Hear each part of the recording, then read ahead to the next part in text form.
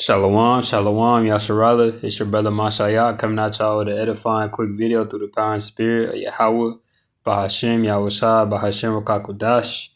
So I want to go into this article going into Trump says that America will be screwed if the Supreme Court rules against emergency tariffs. So what happened to Make America Great Again? All this Make America Great Again and BS that he's been talking about when he was running his campaign seems to nothing he said that was going to benefit America seems to be benefiting America at all since he's been in power as a president. But it says President Donald Trump has issued a grave warning about the potential fallout from an upcoming Supreme Court decision on his emergency tariffs, as detailed in a recent New York Post article. It says Trump, posting on Truth Social, proclaimed that the United States would be screwed if the court invalidates these measures, which he imposed under the International Emergency Economic Powers Act, IEEPA. This case, Learning Resources v. Trump, centers on whether these tariffs constitute an unconstitutional tax, potentially forcing the federal government to pay billions in collected revenues. The tariffs, enacted last April with a 10% baseline rate for most countries and higher for those with trade deficits, were framed as national security imperatives to address imbalances and coerce foreign investments.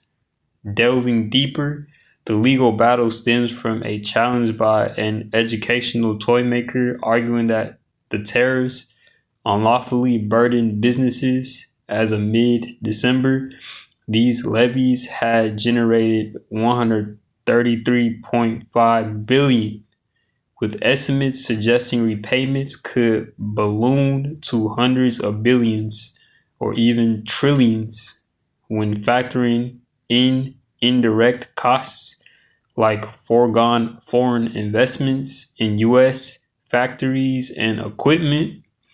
Trump emphasized the chaos of such a ruling, calling it a complete mess that would be almost impossible for our country to pay.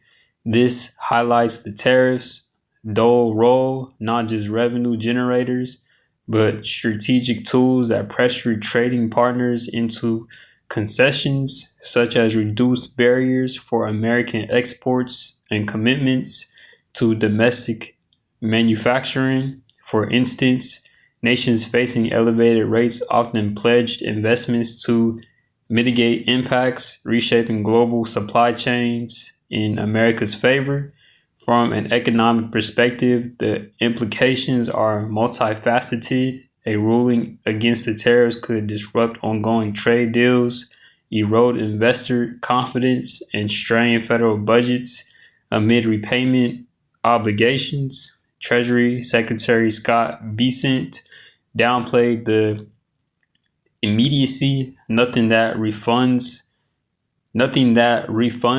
might unfold over weeks, months, or a year, framing it as a corporate boondoggle. Boondoggle. I ain't never seen that word before. Boondoggle, rather than a catastrophe. It says, however, critics argue this underestimates ripple effects such as inflationary pressures on consumers who absorbed higher costs for imported goods. Edge cases include small businesses like the plaintiff, which might benefit from rebate but face uncertainty in a post-tariff landscape. Broader nuances involve the interplay with other tariffs, such as 25% on vehicles, 10% on fentanyl from China, and 50% on metals like steel and aluminum that remain untouched under separate legal authorities, ensuring continuity in key sectors. Politically, Trump's stance reinforces his America First agenda, portraying the tariffs as national security bonanza essential for sovereignty, yet opponents view them as protectionist overreach, potentially inviting retaliatory measures from allies and exasperating global tensions.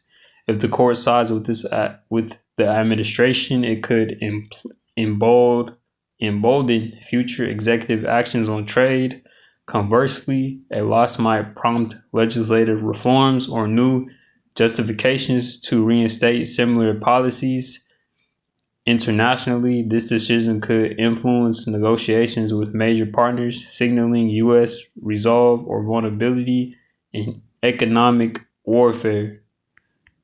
So let me grab a precept or two.